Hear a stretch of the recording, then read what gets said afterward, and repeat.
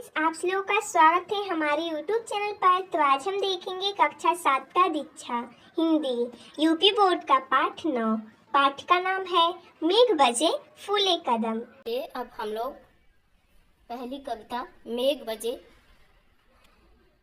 का संदर्भ और प्रसंग पढ़ेंगे और उसके बाद उसकी व्याख्या करेंगे। संदर्भ इस प्रकार है। प्रस्तुत पंक्तियां मेघ बजे फूले कदम से ली गई हैं, जिसके रचयिता वैद्यनाथ मिश्र नागार्जुन जी हैं। प्रसंग इस प्रकार है।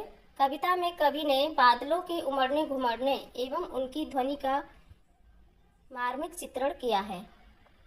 व्याख्या। कवि कहता है कि बादल दिन दिन धा धमक की आवाज के साथ बरसने लगे हैं। बादलों में बिजली चमकने लगी है।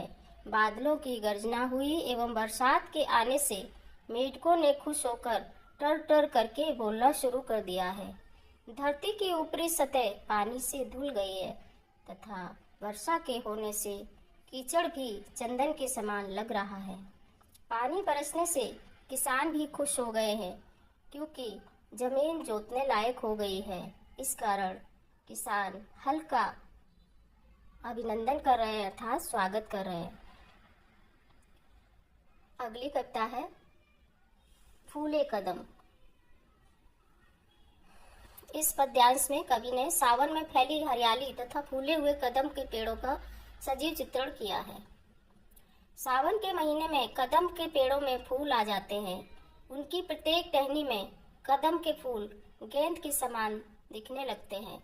ललचाई आंखों से पपीहा स्वाति नक्षत्र की एक बूंद के लिए तरस रहा है। मेरा मन कहता है कि कदम के पेड़ पर बैठ जाऊं, क्योंकि फूले हुए कदम बहुत सुंदर लग रहे हैं। अभ्यास प्रश्न। धरती का हृदय धुला और दादुर का कंठ खुला से क्या आशय है?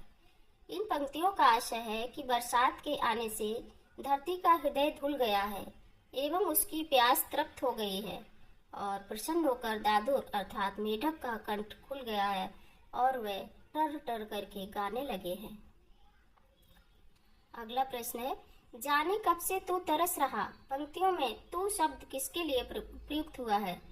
निम्नलिखित पंक्तियों में तू पपीहा के लिए प्रयुक्त हुआ है, क्योंकि वह स्वाति नक्षत्र की एक बूंद के लिए तरसता रहता है।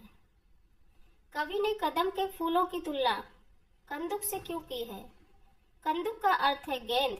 गेंद गोल होती है, कदम के फूलों की आकृति भी गोल होती है, इसीलिए कवि ने कदम के फलों की तुलना कंदुक से की है। निम्नलिखित पंक्तियों का भाव स्पष्ट कीजिए। पंख बना हरिचंदन, हल का है अभिनंदन। भाव इस प्रकार है। कवि कहता है कि बादलों के बरसने से धरती पर जो कीचड़ बन गया है वह चंदन के समान है, क्योंकि इसी कीचड़ में किसान फसल बोने की तैयारी कर रहे हैं, हल का अभिनंदन कर रहे हैं, अर्थात उसका स्वागत कर रहे हैं। बादल का कोप नहीं रीता, जाने कब से वह बरस रहा। ललचाई आंखों से नाहक, जाने कब से तू तरस रहा। पंक्तियों का भाव इस प्रकार है। कवि कहता है कि बादलों का कोप रीता नहीं है, अर्थात वह अभी भी बरस सकता है और बहुत समय से बरस भी रहा है, लेकिन पपीहे की प्यास अभी भी नहीं बुझी। वह तो ललचाई आंखों से अभी भी स्वाति नक्षत्र की एक बूंद की प्रतीक्षा में प्यासा है। तो बच्चों, ये था आपका पाठ मेघ बजे फूले कदम। इसको आप लोग ध्यानपूर्वक पढ़िए और इसका प्रश्नोत्तर अपनी कॉपी में लिखिए। वीडियो पसंद आया हो तो प्लीज़ लाइक, शेयर और सब्सक्राइब अवश्य करें।